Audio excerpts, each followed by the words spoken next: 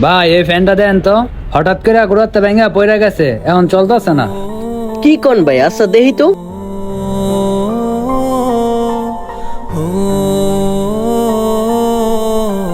ভাই এটা ঠিক করা যাইবো, একদম 1000 টাকা রাখুন। কি কন ভাই, 1000 টাকা? আমার কাছে তো এত টাকা নাই ভাই, একটু কমাই রাখা যায় না? আচ্ছা ঠিক আছে ভাই, আমি এইটা ঠিক করে দিচ্ছি, আমারে 50 টাকা কম দিয়েন। আচ্ছা ঠিক আছে, আপনি ভালো করে ঠিক করেন। ঠিক আছে ভাই, আমি ঠিক করে দিচ্ছি, আপনি 2 ঘন্টা পরে আসেন। আচ্ছা ঠিক আছে ভাই।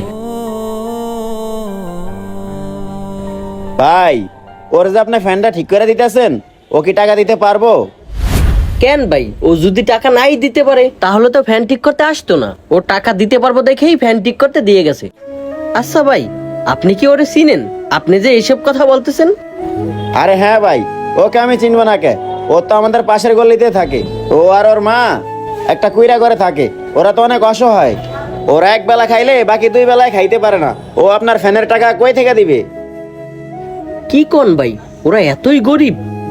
হ্যাঁ ভাই, দেখেন না কোন আমলের ফ্যান ঠিক করতে দিয়ে গেছে। এখনকার যুগে কি এই ফ্যান চলে?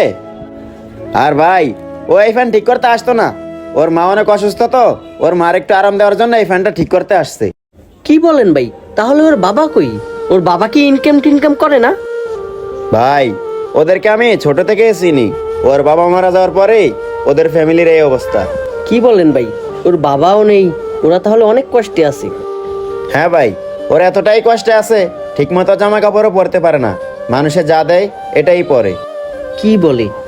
ওই ছেলেটা এতই কষ্টে আছে? না, তাহলে তো এই ছেলেটার জন্য কিছু একটা করতে হয়। আচ্ছা দেখি।